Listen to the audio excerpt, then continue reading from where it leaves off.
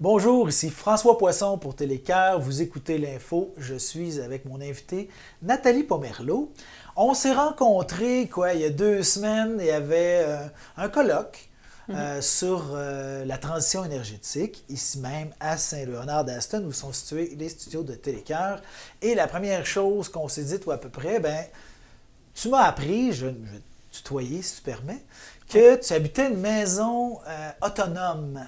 Oui. Donc, on va définir premièrement ce que c'est. Alors, bonjour Nathalie Pomerleau. Bonjour. Donc, qui habite sur le territoire de Nicolet.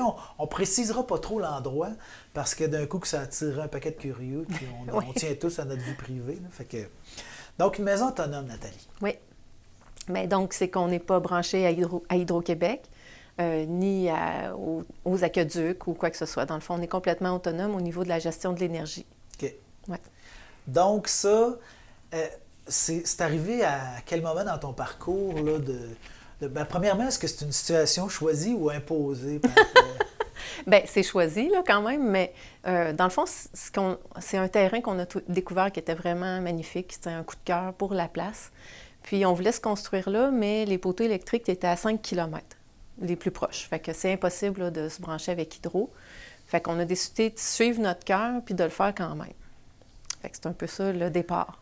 OK. Ouais. OK. Fait qu'une certaine imposition, là, parce que la réalité faisait en sorte que. Fait que là, est-ce qu'on a des connaissances là-dessus au départ, là, sur comment justement rendre une maison autonome, puis... Non, moi, pas du tout, en tout cas. Mais mon conjoint, il avait lu beaucoup là-dessus, mais il n'y a pas de formation non plus qui va dans ce sens-là. Fait qu'on s'est vraiment... on a appris avec l'expérience. Okay. Ça a été quand même une grande aventure, là. Parce que toi, t'es plus, t'es dans les soins. Oui, je suis en santé. Oui, je suis ostéopathe. Okay.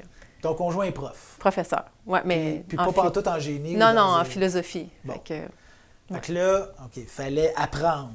Oui. Puis il y a beaucoup de choses à apprendre. Il y a beaucoup de choses à apprendre. Pour se rendre à être autonome en point de vue énergétique. Là. Effectivement. Ça a été un peu surprenant, là. Je dirais que la première année où on a habité dans la maison, là, c'est arrivé peut-être 3-4 fois où on a pensé à vendre la maison. Ah oui? Mais pas en même temps. Fait qu'on était capable de continuer le projet. Mais c'est ça, premièrement, il y a peu de spécialistes au Québec qui connaissent très bien les maisons autonomes. Il y a quelques spécialistes qui vont s'occuper de chalets autonomes ou de maisons autonomes pour des gens qui ont beaucoup d'argent, où l'objectif n'est pas non plus d'être écologique, de faire attention à l'environnement, où les gens peuvent consommer comme s'ils vivaient en ville. Il n'y a pas l'aspect sobriété. Non, il n'y a pas. Qui est très important et dont on va reparler. Oui. Fait que, dans le fond, c'est ça. Pour trouver des spécialistes, le premier spécialiste qu'on a trouvé, par exemple, il était intéressant parce que lui, il nous a appris à y aller dans la sobriété énergétique. Il nous a installé le plus de choses sur le 12 volts, le plus de choses parce que ça prend moins d'énergie quand on est sur le 12 volts. Puis qu'il n'y ait aucune charge fantôme, qu'il n'y ait rien qui prenne de l'énergie pour rien. Fait qu'il nous avait amené le bon concept de base. Il nous a vendu tout l'équipement de base à un prix qui était aussi intéressant. C'était lui qui était le moins cher. Okay. Par contre, il ne connaissait rien au niveau de l'électricité.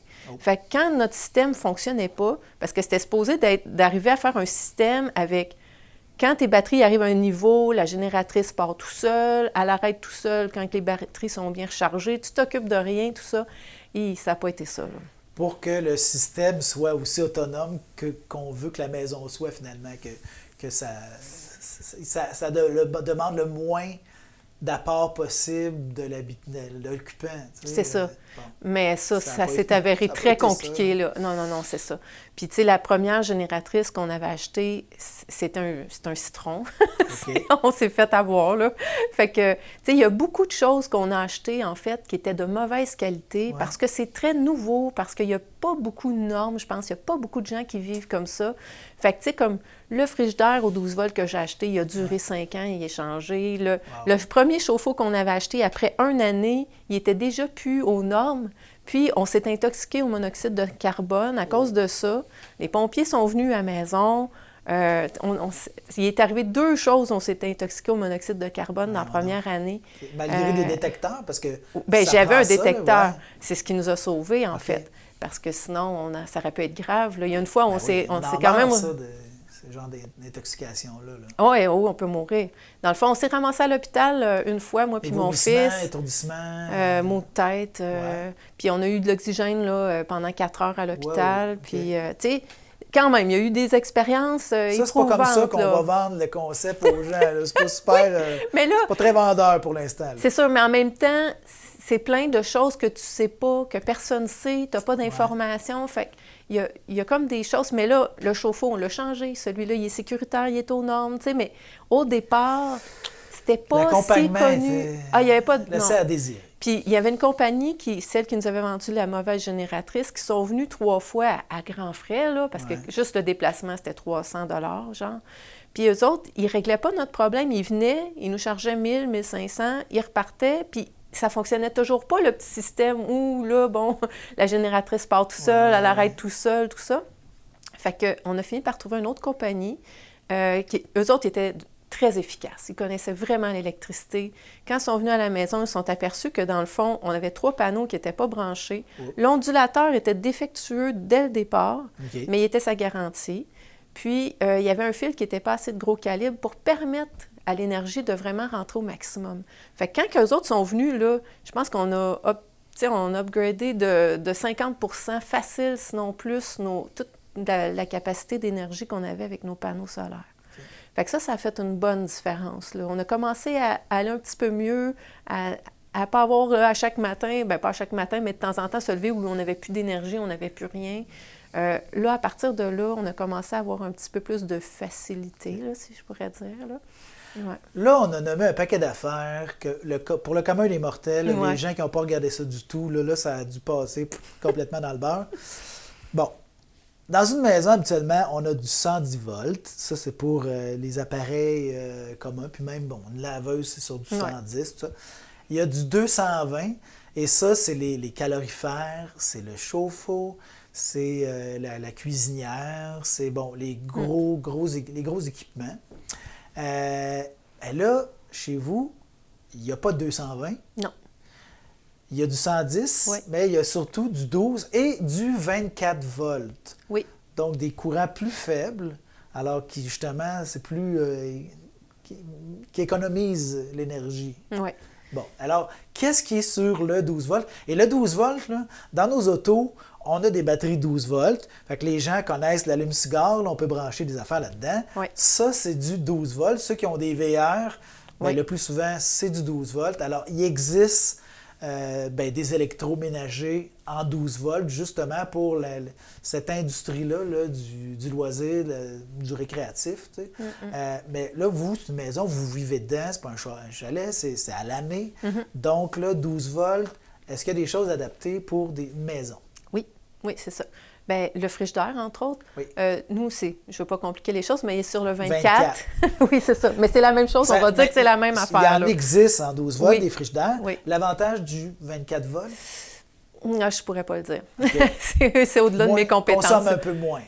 Je pense que c'est peut-être plus efficace. Là, si je ne sais pas. Il nous avait conseillé de le mettre au 24. Okay. Fait qu'on l'a mis au 24. On a écouté je pense que c'est le premier monsieur qui nous avait dit ça. Fait que le frigidaire, le congélateur. Le congélateur aussi, oui. 24. 24. Le chauffe-eau qui est au... non, il est au propane, le chauffe-eau, puis il est au 110. Est-ce que ça existe aussi de l'hybride, là? Peut-être, mais il est sur le 110. Okay. La pompe à eau est sur le 110, mais ça existe dans le 12. Mais ça, on ne l'a pas fait au début, puis en tout cas...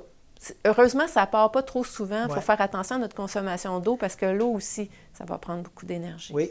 Si on reparlera de l'eau, là, on est dans l'électricité plus. Là, mais... Puis, dans le fond, les ventilateurs sont au 12 volts. Toutes les lumières sont au 12 volts. Ça, les LED, là, ça l'a aidé beaucoup quand c'est arrivé sur le marché. Parce que, justement, c'est beaucoup moins énergivore que les ampoules. Bien, les ampoules incandescentes là, avaient l'avantage de réchauffer en même temps, là, ce qu'on veut moins en été, mais en hiver, il y avait un petit avantage. Le LED ne produit aucune chaleur, mais il y a moins de perte d'énergie. Donc ça, vraiment, pour des systèmes comme ça, c'est un gros avantage. Oui, vraiment. Okay. Oui. Les ventilateurs, bien, ça, c'est au niveau de la chaleur. Oui. Ça fait partie de ton appareillage, si on veut, là... Parce que, on parle d'électricité, mais il y a aussi un aspect passif, au sens où, pour dépenser de l'énergie, il faut en créer, mais parfois, on n'a juste à pas en avoir besoin de cette énergie-là. Exact. Justement, l'aspect passif, c'est que la maison elle-même peut en emmagasiner. Bien, dans le fond, nous, c'est ça, la maison est solaire passive. Oui. Dans le fond, presque toutes les fenêtres sont au sud. Ça a été calculé par un architecte qui était spécialisé là-dedans. Il n'y a pas de fenêtre au nord du tout. Il y a quelques petites fenêtres à l'est et à l'ouest, mais la majorité des fenêtres sont au sud. Puis, c'est calculé pour que qu'on ne perde pas notre chaleur l'hiver, puis que ça ne soit pas trop chaud l'été, parce qu'on pourrait avoir une surchauffe l'été. Ça, c'est l'orientation, vraiment. Oui, plein sud, exactement. Fait que c'est sûr qu'avec l'orientation du soleil entre l'été puis l'hiver, l'été, le soleil est très haut. Oui. Alors, le soleil ne rentre pas beaucoup dans la maison. Fait qu'il s'agit soit d'avoir des arbres ou il y en a qui mettent des petits panneaux au-dessus des fenêtres pour pas que le soleil rentre dans la maison. Fait que l'été, on est bien. C'est pas si chaud que ça. Puis l'hiver, bien là, comme là, en ce moment, le soleil descend beaucoup et là, son inclinaison va rentrer, le soleil va rentrer jusque dans le fond de la maison. Wow. Puis nous, le plancher est en ciment, ce qui est une masse thermique. Oui. Dans le fond, le soleil va réchauffer le ciment toute la journée. Ça emmagasine la chaleur. La chaleur. Puis dans le fond, tranquillement, après, bien, la chaleur va rester plus longtemps dans la maison avec ça. Puis c'est tellement efficace que même l'hiver, là, des fois, à -20, il faut ouvrir les fenêtres dans le jour parce qu'il fait soleil. Ouais. C'est sûr qu'il ne fait pas soleil tout le temps au Québec, là. C'est sûr l'hiver. Je dirais, dans le fond, octobre, novembre, décembre, janvier, on a beaucoup moins de soleil. Okay. C'est les 4 mois où on a besoin d'une génératrice. C'est ce qui fait qu'on n'est pas 100% à l'énergie solaire. C'est à cause de ces 4 mois-là. Dans nos maisons conventionnelles, mal orientées, mal isolées, la plus grosse dépense en énergie, c'est le chauffage. Mais vous, grâce à ça, l'aspect maison passive, vous ne l'avez pas, cette dépense-là. Ça vous donne un bon coup de main. Là. Ah, vraiment. Vraiment. Nous, dans le fond, on prend les arbres qui sont morts autour dans notre forêt, puis c'est suffisant pour nous donner la chaleur qu'on a besoin à chaque année. Un petit chauffage d'appoint avec le poêle. Et je suis allé prendre des images chez vous, fait qu'on le verra. Dans ma maison, la cheminée est à l'extérieur. Dans la vôtre, la cheminée est à l'intérieur. Ouais. Donc, en plus, ça permet d'irradier la chaleur là, à partir du tube lui-même de la cheminée, ce que je trouve très intelligent. Puis le poêle aussi, on l'a pris de très bonne qualité. Ouais. La fonte est de qualité, est très épaisse. Fait qu'à un moment donné, lui-ci cumule beaucoup de chaleur. Fait que quand on chauffe, même le problème, c'est que ça chauffe presque trop. Wow. Il faut ouvrir les fenêtres souvent. C'est facile de se faire un œuf là-dessus, j'imagine. Oui, puis à un moment donné, tu voudrais arrêter de chauffer parce qu'il fait trop chaud, mais si tu ne mets pas une bûche, il s'éteint. Fait que là, tu mets une bûche quand même, mais là, à force de la journée, l'accumulation de la chaleur avec la masse thermique qui est le ciment, plus le poêle à bois, à un moment donné, il fait très chaud. Fait que c'est un peu le défi, c'est d'apprendre à bien le tempérer. Jauger, connaître son instrument. Oui, c'est ça. Bon. Fait que le chauffage. Alors, pas trop d'apport en énergie électrique ou pas du tout? Il n'y en a pas du tout. Pas du tout. Ouais. Alors, sur la maison, il y a des panneaux. Il y a 9 panneaux électriques. Mm-hmm. Donc, ça, c'est le principal apport, finalement. Votre création d'énergie, là, c'est comme ça. Ah oui, oui. Pendant 8 mois, on est autonome avec le soleil. C'est quand même magnifique, là. C'est très bon, là. Mais les 4 autres mois, là, avec les nouvelles batteries là, au lithium, parce qu'on a changé de batterie en décembre passé, ça a changé notre vie. Là. Avant, ça devait être des batteries un peu à décharge profonde, comme on peut avoir, soit, je sais pas moi, dans les bateaux, dans les VR, tout ça. C'est ça, acide plomb, là. Ouais. C'est ça, oui. Mais ça, c'était bon 5 ans, puis c'était beaucoup moins performant. Okay. Je dirais que c'était peut-être le 3/4 moins performant. Moins cher, par exemple. Oui. Parce que les batteries lithium-ion, c'est... sont plus chers. Ouais. Mais par contre, je le sauve en propane. Tu sais, dans quelques années, c'est sûr que je vais avoir remboursé mes batteries par rapport aux autres, à cause de ça. Okay. L'économie de propane que je vais faire avec. Oui, parlons-en du propane. Parce que là, bon, l'électricité qui sert à s'éclairer pour les appareils, là, justement, bon... Laveuse, le frigidaire, tout ça. Ouais. Tout ce qu'on a dans une maison. Alors, d'ailleurs, est-ce qu'il y a des sacrifices qu'il faut faire quand on s'installe comme ça, on veut être autonome? Est-ce qu'il y a des choses qu'on ne peut pas, un séchoir à cheveux? Ah non, ah non. C'est sûr que non. Ça consomme beaucoup, hein? Ah oui. On s'en rend pas compte. Mais... Tout ce qui est source de chaleur, là, comme ça, là, c'est sûr qu'on ne prend pas. Tu sais, même le toaster, on le sert pour l'hiver, là. Ah oui? Fait que le séchoir à cheveux, non. Même, tu sais, la télévision, puis notre système de son, on l'utilise quand il fait très soleil, à l'occasion, là. Ça redevient un événement, là. C'est spécial, là. C'est comme aller au cinéma quand on ouvre la télévision, là. Fait que, tu sais, il y a quand même beaucoup de choses qui sont plus acquises, là, qu'il faut changer dans nos habitudes. C'est là on parlait de sobriété, c'est là qu'on y arrive. Ben justement, la plupart des gens sont, tu sais, bon, au Québec, hydroélectricité, hein, nos grands-pères ont construit des barrages, puis ça a fait en sorte qu'on a eu cette belle source-là qui fait en sorte ça a été nationalisé en plus. Alors là, électricité parmi les moins chères au monde. Fait que là, allons-y, on en prend, puis on pense pas trop à ce qu'on fait. Puis des fois, tu vois des maisons, le compteur s'avire, c'est quasiment étourdissant dehors, là, tellement que ça sort. Mais sobriété, alors là, il faut penser à tout. Ouais. Tous les comportements, toutes les sources d'utilisation d'énergie électrique, ben faut revoir finalement. Fait en gros, entre autres, là, bon, les gens, qu'est-ce qu'ils font? Les gens ont des ordi, les gens vont écouter des choses en streaming. Les gens ont des comportements là, qui... Puis il y a des choses sans le savoir, ben, ça consomme beaucoup. Il y a des choses qui roulent de façon permanente. Bien, les charges fantômes, on n'en a pas parlé. Ça aussi, on va en expliquer ça. Oui, les charges fantômes, en fait, On vient de passer l'Halloween, on parle de charges fantômes. Oui! On est thématique. C'est ça.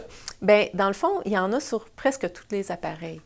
Souvent sur la cuisinière, notre petit cadran, sur le four micro-ondes, sur la machine à café, dans le fond, tout ce qui a des petits cadrans, notre télévision, les Xbox, tous les appareils. Toutes les lumières qu'on voit allumées dans la nuit, là. Oui, ou même sans lumière. Il y en a qui n'ont aucune lumière. Le lave-vaisselle, la laveuse à linge, le petit moulin à café, je vous dis, il y a des charges fantômes sur tous les appareils ou presque. Quand avant de déménager, j'étais allée sur Hydro-Québec, sur le site, puis ils parlaient des charges fantômes. Puis ils disaient que c'était l'équivalent des sécheuses au Québec, tu sais. Fait que je me disais, wow, OK, c'est comme si, à chaque fois qu'on fait un séchage, on partait une deuxième sécheuse fantôme avec rien dedans, puis qu'on la faisait marcher en même temps. Fait que c'est beaucoup de charges qui sont là 24 heures, 365 jours. Puis ça, nous, on était obligés de toutes les enrayer, parce que sinon, ça aurait pris beaucoup trop d'énergie pour rien, là. En fait, ben, je me suis intéressé à l'électricité moi aussi. Puis, dès qu'on ajoute une prise électrique, ben, on vient d'en créer une charge fantôme parce que le courant s'y rend. À moins de fermer tous les disjoncteurs, ben, dès qu'il y a un courant qui se rend, il y a une charge là, il y a de l'électricité qui circule. Et donc, qui se perd parce que chaque fois qu'il y a une circulation, c'est comme dans les gazoducs, il y a une perte. Mais quand en plus, il y a quelque chose de branché, puis que, je sais pas, moi, il y a une mémoire ou il y a... Tu sais, puis là, on parle d'appareils intelligents. Là, c'est rendu que le frigidaire est intelligent, la sécheuse est intelligente. Tout. Fait que là, charge fantôme, c'est que sans même utiliser l'appareil pour sa fonction première, l'appareil consomme de façon continue. Bon. Ça ne doit pas être des énormes charges, mais assez pour que moi, mon onduleur, qui transforme l'énergie du 12 volts en 110, bien, fait qu'il fonctionne. Fait que c'est ce qui me permet, moi, de savoir sont où les charges fantômes. Fait qu'à chaque soir, avant d'aller me coucher, il faut que j'aille voir si mon onduleur, il fonctionne ou pas. Puis là, je vais aller débrancher tout ce qui peut rester. Mettons qu'un ordinateur est resté branché ou... Là, je vais faire le tour. Puis des fois, on cherche. Je cherche un petit peu. Qui, là, qui n'a pas... Oui, qui n'a pas... Quelqu'un est venu, qui a mis quelque chose de nouveau, ou on achète une nouvelle affaire, puis on n'a pas pensé qu'il pouvait en avoir une. Des choses de la nuit qui peuvent rouler, mettons, charger les appareils mobiles, ça, c'est pas 12 volts. Oui, on a carrément, parce que dans la maison, il y a les petits allumes-cigares, finalement, là, comme dans nos véhicules. Ben, puis, mais il y a aussi, il y a le 110, évidemment, là, les prises conventionnelles, mais il y a aussi ça. Oui. Fait qu'il y a des choses qu'on peut faire parce que c'est vraiment minime, là, ce que ça tire comme courant électrique. Exactement. Okay. Fait qu'on a installé ça aussi. Fait que les petites charges comme ça, cellulaires. On a un booster pour le cellulaire aussi parce que sinon, il n'y a rien qui... On n'avait pas de réseau du tout. Là. Mais lui, on le met dans le 12 aussi. On le met dans le 12. Fait que ça va bien. Fait que les gens, là, la plupart des gens laissent rouler. Là, bon, le modem va rouler. Ouais, c'est Évidemment, ça. frigidaire, congélateur, ça a des moteurs. Puis pour préserver les aliments, ça roule tout le temps. Mais il y a des choses, bon, qu'on laisse, bien évidemment, la télé. Internet. Internet. Mais vous vous rendez compte à quel point ça peut être énergivore. Donc là, on revoit tous les comportements. Puis c'est pas pire quand c'est les deux propriétaires constructeurs, là, toi et ton conjoint. Mais là, il y a des enfants aussi, il y a de la visite, les enfants, conjoints, machin. Alors ces gens-là arrivent, puis OK, ici, on peut pas faire comme on fait habituellement. Alors comment ça s'est vécu, cet aspect-là? Ça dépend Ça de dépend du mes monde? enfants, oui. Oui. Il y en a qui trouvent ça plus facile, d'autres plus difficile, tu sais. Parce qu'ils sont habitués d'avoir tout instantané, faire ce qu'ils veulent. S'ils veulent jouer à un jeu le soir, puis là, des fois, on fait « Ah, ben à soir, tu ne pourras pas jouer, il n'y a pas assez d'énergie. Fait que ça peut être... Ben, il y en a que ça dérange un petit peu plus, il faut qu'ils s'adaptent. Puis je comprends, parce que nous, on a eu à s'adapter aussi, là, au début. Tu sais, tous ces petits sacrifices-là, au début, tu es content de les faire, mais à un moment donné, tu fais comme « Ah, ben écoute, ça me manque un peu. » Mais à un moment donné, on passe au-delà de ça, puis ça nous affecte moins, là, ça nous affecte plus. Ou on trouve des alternatives. Oui, c'est ça. Au lieu de jouer à un jeu vidéo, ben, tu joues aux cartes. Exact. On va jouer, on va lire, on va faire d'autres activités. Donc, bon, électricité. On a parlé de ce que ça demandait un peu les panneaux solaires. Il y a tout un appareillage pour les panneaux solaires là, pour justement là, le courant du panneau à un courant 12 volts. Ensuite, courant 12 volts, un onduleur pour le transformer en 110. En 24, c'est un autre onduleur? Ou en tout cas... je sais pas. OK. Donc, il y a tout ça qu'on doit maîtriser jusqu'à un certain point pour pouvoir gérer, là, puis, bon, emmagasiner dans les batteries. Donc, il y a un certain... comme c'est pas un courant qu'on a en permanence, comme si Hydro-Québec, on allume une lumière, tout ça, c'est des batteries. Donc, ça vient de là. Alors, être au courant tout le temps de, finalement, le niveau dans les batteries. Oui. Fait que ça fait beaucoup de choses. Oui. Puis des fois, il y a des fautes qui vont apparaître. Fait que la génératrice, on ne peut pas la faire partir. Il faut trouver pourquoi. Fait que, au début, on a appelé les installateurs quelques fois. Puis là, ça fait un bout de temps qu'on les a pas appelés. Là. Parce que vous êtes devenu bon. Oui. Alors, génératrice, ça, c'est vraiment quand il n'y a plus d'énergie dans les batteries. On tombe sur la génératrice. La génératrice qui fonctionne à l'essence ou au gaz, au propane. Au gaz naturel. Oui.